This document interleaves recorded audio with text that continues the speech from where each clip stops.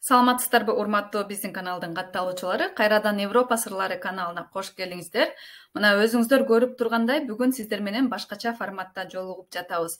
Эгерде ушул видеону көрүп бүткөндөн кийин ушул формат жакса, сөзсүз түрдө ал тууралуу билдирип кетиңиз. Мүмкүн кийинки темаларда дагы ушундай форматта түшүндүрүп берем. Бүгүн сиздер менен болсо Польшадагы айлык акы тууралуу сүйлөшкүм келип жатат. Анткени мен видеолордун биринде Польшада минималдуу айлык акы мынча деп бир сумманы айтып кеттим эле. Анан көп адамдар ошол минималдуу деген сөзгө маани бербептир. Жөн гана сумманы угуп алып, абдан таң калып жатышат. Ушунча азбы, Кыргызстандан дагы аз экен деген да сөздөр болду. Ошондуктан бүгүн сиздерге минималдуу айлык акы тууралуу, негизи эле Польшада иштеген адам айлык акы тууралуу эмнени билиши керек, ошол тууралуу айтып бергим келди. Эгерде бул тема сизге кызыктуу болсо, сөзсүз түрдө бул чыгарылышты аягына чейин көрүп, анан сөзсүз түрдө досторуңуз менен Польшада жүргөн же Польшага келем деген тааныштарыңыз менен иши кылып, ким ушул маалыматты билүүсү зарыл десеңиз, ошол адамга бөлүшүп койсоңуз, сизге абдан ыраазы болом. Анда эмесе баштайын теманы. Негизи айлык акы тууралуу айтаардан мурун дагы деле суроолор келип жатат. Польшанын валютасы кандай депчи. Ошол тууралуу айта кетейин.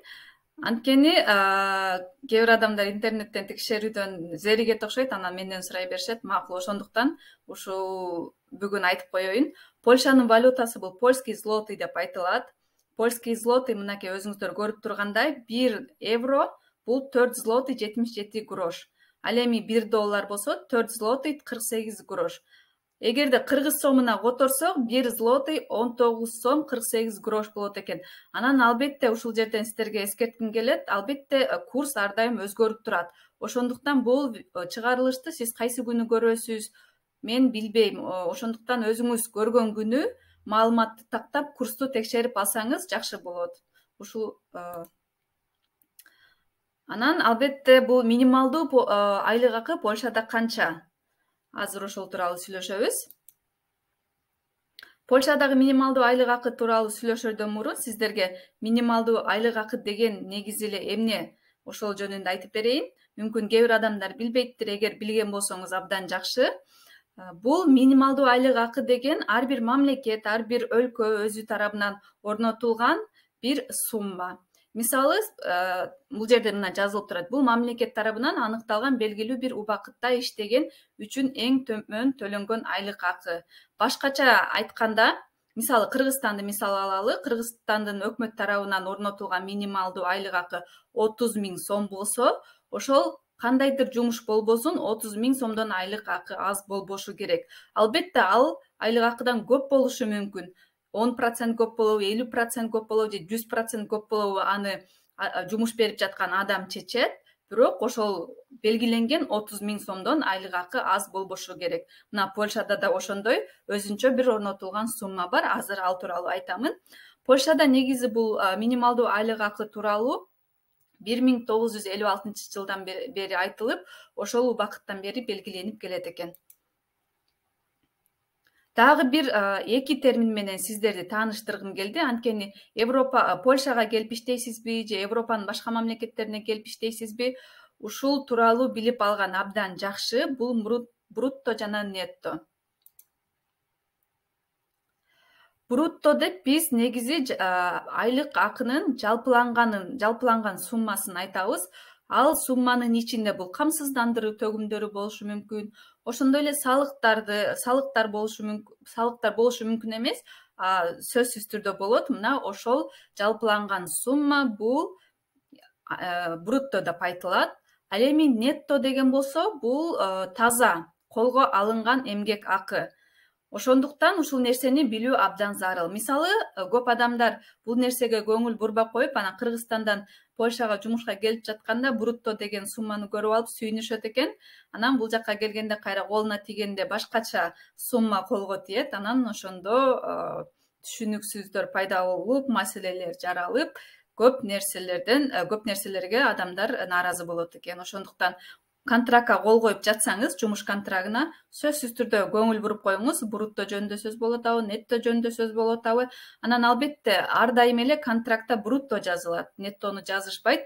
Бирок жумуш издеп жатканда, мисалы сайттардан издейсизби, же ортомчу фирмалар тууралуу ортомчу фирмалар аркылуу жумушка киресизби, ошолор сизге айлык акы мынча болот деп айтып жатканда сөзсүз түрдө сураңыз, нетто тууралуу айтып жатабы же брутто тууралуу айтып жатабы. Бул абдан маанилүү.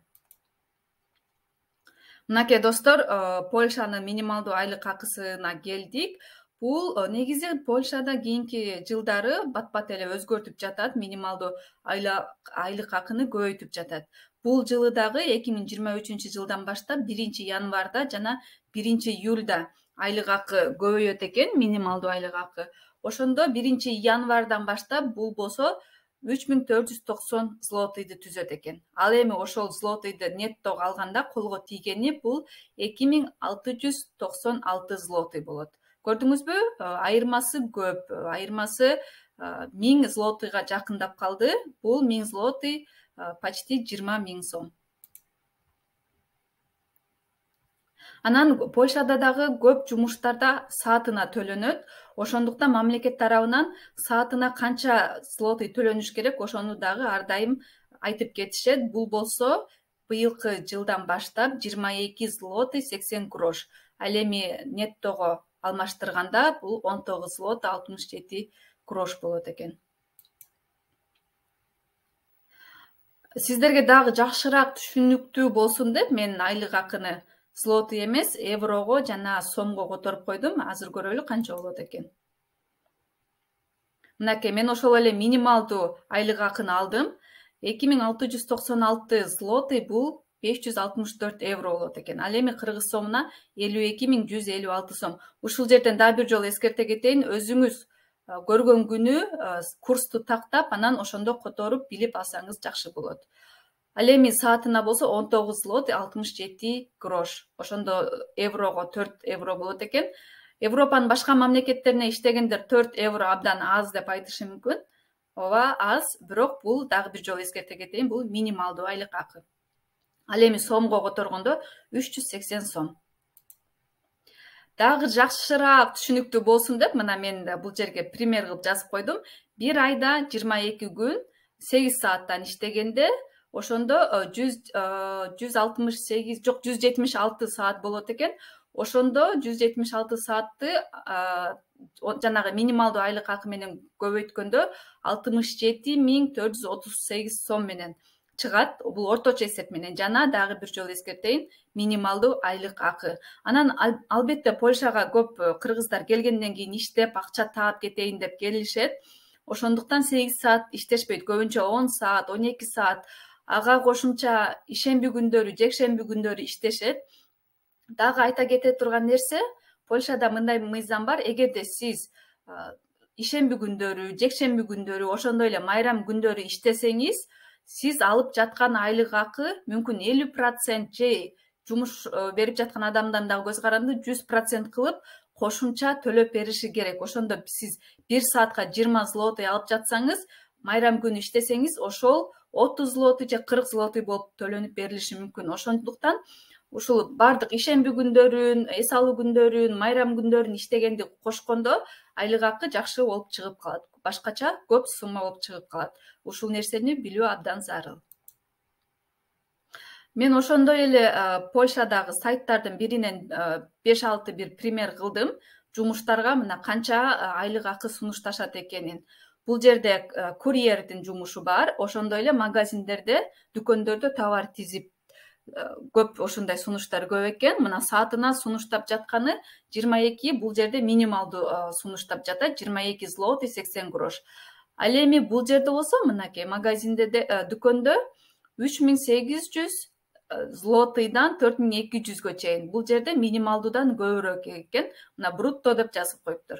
Ошондой эле курьердин айлык акысы 4000 злотыйдан 60 деп коем, 6000 злотыйдан өйдө болот экен. Ошондуктан жумуш издеп жатканда сөзсүз түрдө айлык акыга брутто же нетто экенин көңүл буруңуз.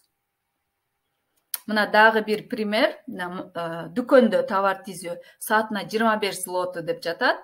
Бул жерде дагы саатына 25 злоты.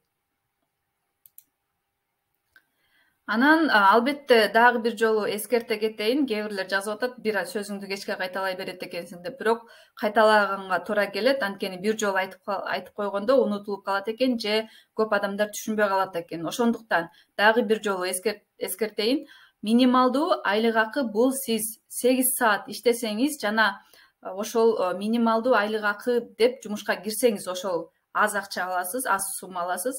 Ал эми көп жумуштарда бул сиз иштеген сааттан жана ошондой эле сиз иштеген жумуштан көз каранды. Албетте ал көп учурда минималдуу айлык акыдан көп сумманы сунушташат. Анткени албетте минималдуу айлык акыны айтып койсо көп адамдар ал адамга иштебейт, ал фирмага барбайт.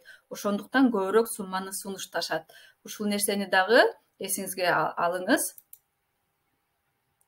Достор, бүгүнкү теманы жакшы түшүндүрүп бердим деп ойлойм. Эгерде дагы суроолор калса сөзсүз түрдө жазыңыз. Жазып, анан оюңуздар, пикириңиздер болсо аларды да жазыңыздар. Кийинки видеолордон көрүшкөнчө саламатта туруңуздар.